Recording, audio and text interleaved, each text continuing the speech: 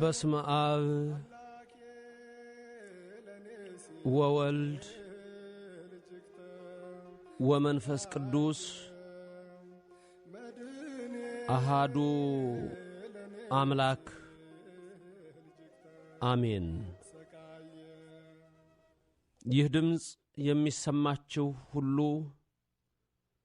የልዑል እግዚአብሔር ሰላም የእመቤታችን ቅድስተ ቅዱሳን ድንግል ማርያም አማላጅነት የመላእክት ጥበቃ የቅዱሳን ሁሉ በረከት በእናንተም ላይ በቤተሰቦቻችሁ ሁሉ ላይ አድሮ ይኑር።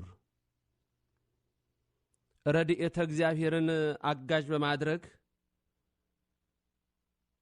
ከናንተ እያንዳንዱ ከልቡ ይቅር ካላለ የሰማዩ አባታችሁም እንዲሁ ያደርግባችኋል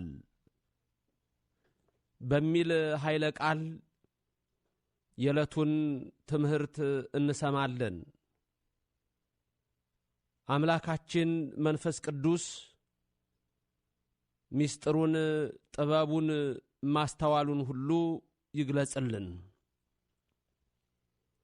መጽሐፍ ቅዱስ ከዘፍጥረት ጀምሮ እስከ ራእይ የሚናገረው ይቅርታ ነው።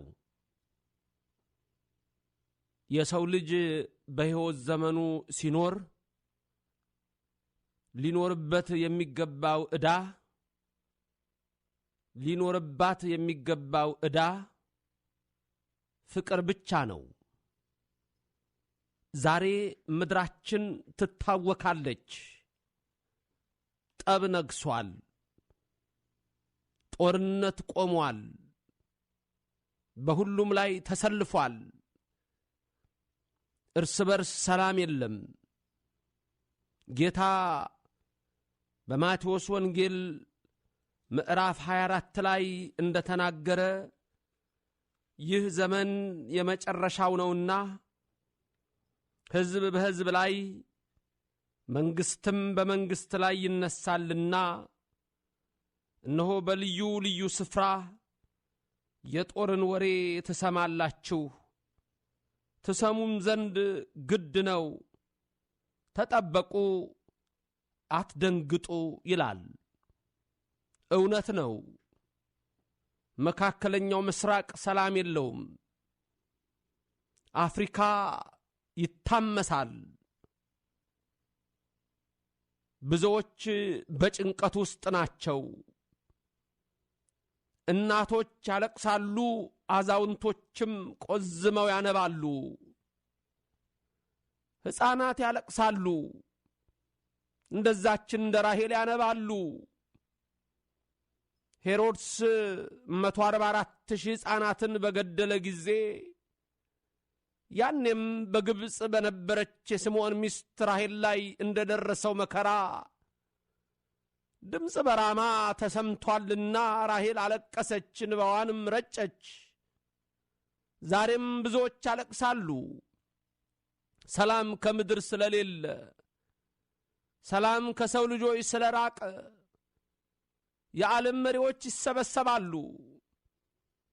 ሰላምን መፈክራቸው አድርገው ይነሳሉ።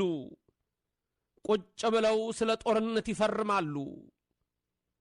ስለዚህ ምድራችን የይቅርታ ምድር አልሆነችም። ይሄ እንዲህ ሆኖ ሳለም አዎ ጎረቤት ከጎረቤቱም ሰላም የለውም። ባል ከሚስት ጋር መኖር አልቻለም። ሚስትም ከባል ጋር አልጸናችም። ወንድም ወንድሙን ያመዋል። ቅዱስ ዳዊት እንደተናገረ በመዝሙር 11 ላይ የሽንገላ ከንፈሮች በስተዋል። ራሱ ጌታም እንደተናገረ ኢሳይያስም እንደመሰከረ በትንቢቱ ምዕራፍ 6 ላይ ይህ ሕዝብ በከንፈሩ ያመልከኛል፣ ልቡ ግን ከኔ የራቀ ነው ይላል። እግዚአብሔር ይቅርታ ነው። የሰው ልጅ ይቅርታን አላወቀም። እግዚአብሔር ፍቅር ነው። የሰው ልጅ በፍቅር አልኖረም። እርሱ እግዚአብሔር ሰላም ነው። የሰው ልጆች በሰላም አልኖሩም።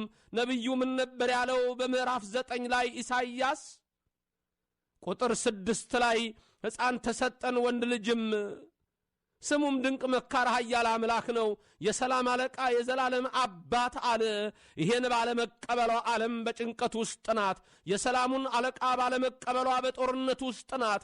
የዘላለምን አባት ባለማወቋ በሁከት ውስጥ ናት። አዎ ምድራችን በጭንቀት